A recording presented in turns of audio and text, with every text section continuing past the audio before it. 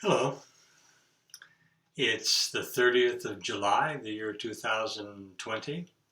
I'm speaking to you from our little cabin here in Mount Shasta, where we're both on what might be called a semi-retreat, uh, withdrawing from some of the chaos of our culture, but of course you can't withdraw entirely from that because culture and the very world is transforming.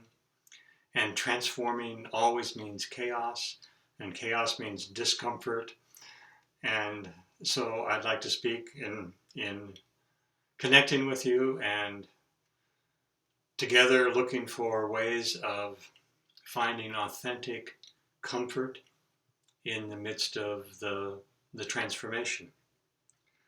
I'm reading today from chapter 6 of the Tao Te Ching in my own interpretation.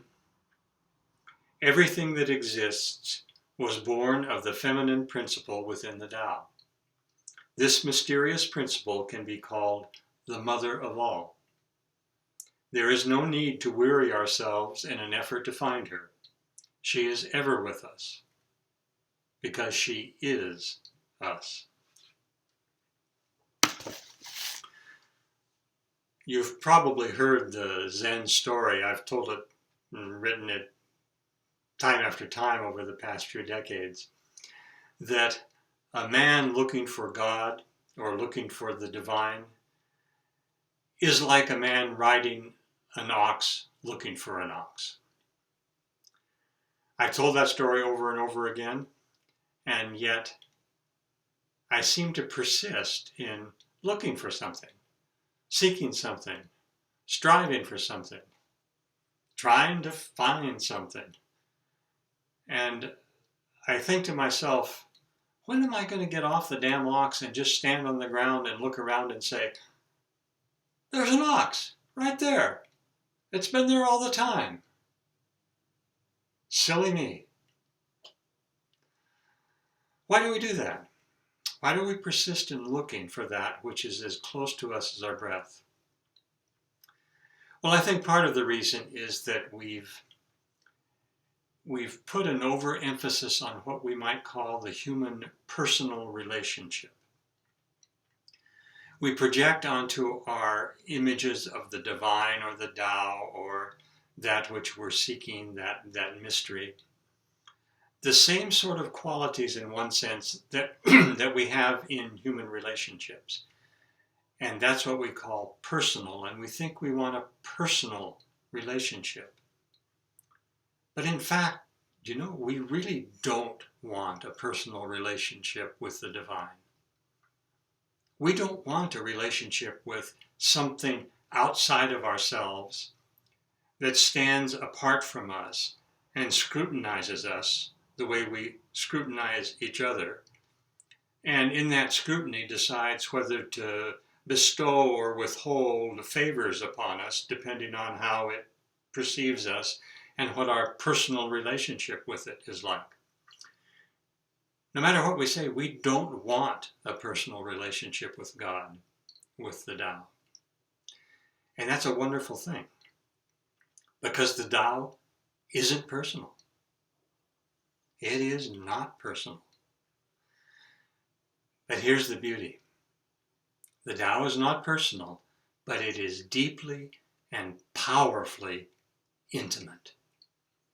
It is the most intimate thing in existence.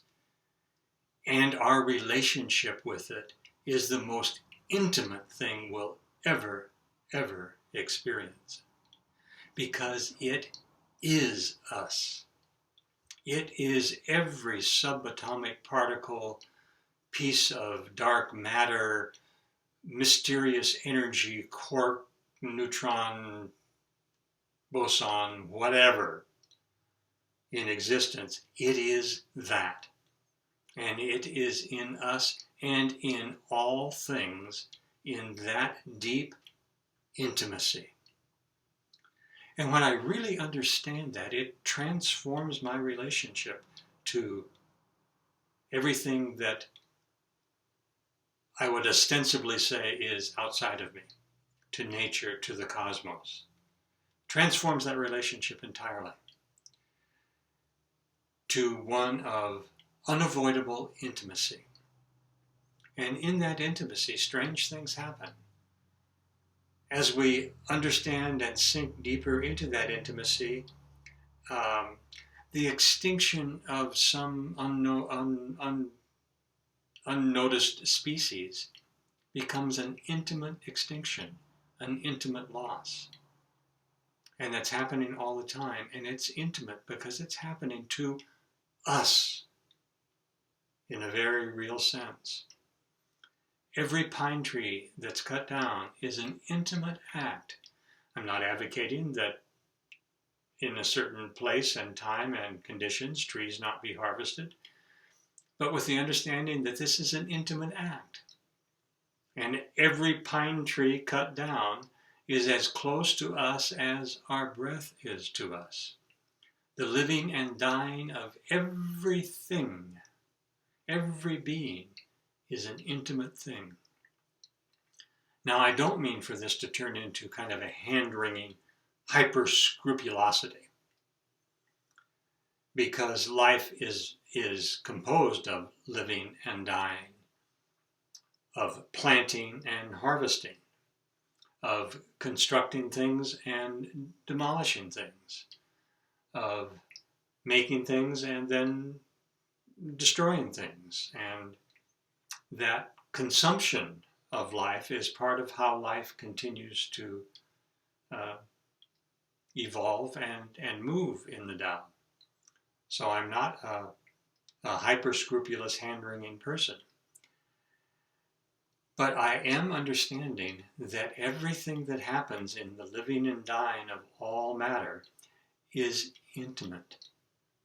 And because it's intimate, it transforms my relationships. Here in the cabin, every so often, I get kind of a swarm of ants on the kitchen counter. Well, I spray them with soapy water and I wipe them up. I don't poison the nest. I don't go looking for them. But on my counter, I wipe them up and I apologize when I do so. I'm mindful of what I'm doing. And that apology is not some silly sentimental act. It is an act of awareness of the intimacy of my life and all life. And that intimacy transforms my experience.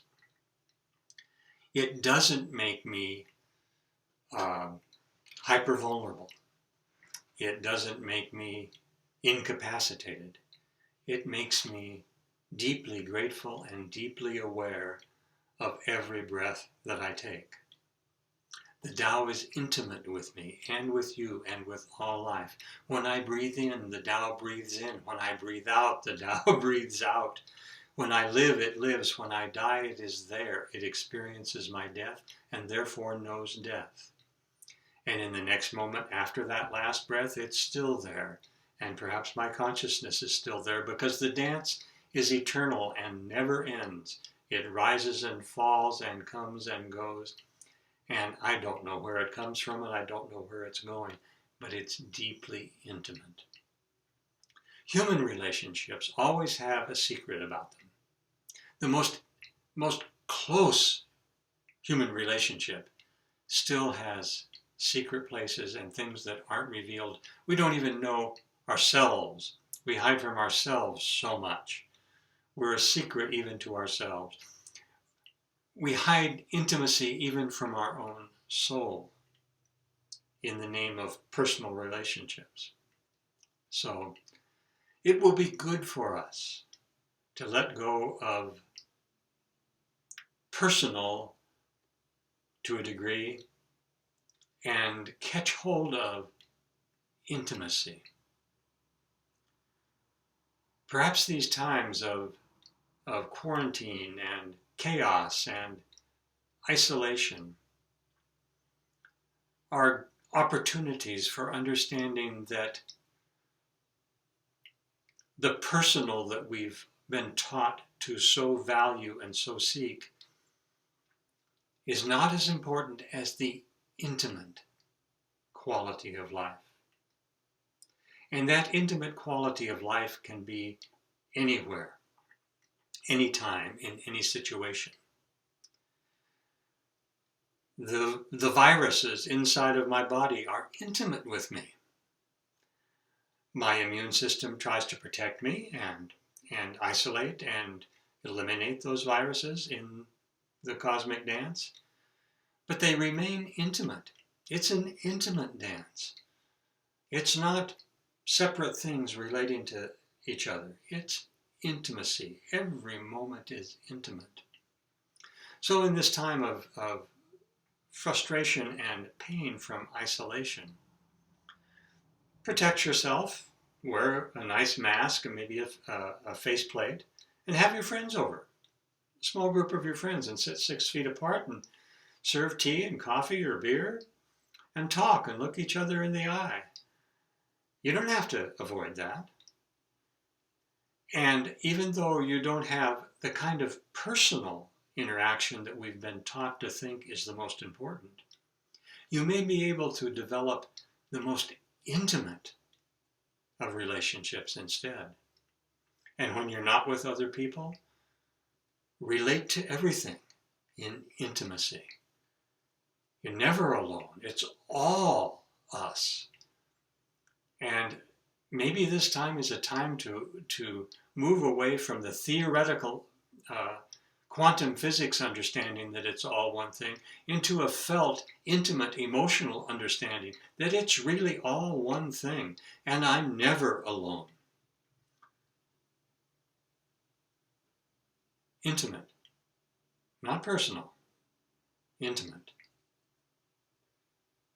The personal is something that we have constructed in our human relationships, and it's not necessarily bad, but it's never been enough. Perhaps now is the time to go deeper than the personal and discover the intimate. I hope that's going to be true for all of us. And when this particular time passes and whatever emerges, that will return to certain kinds of interpersonal interactions undergirded by a deep understanding of intimacy. Blessings to you.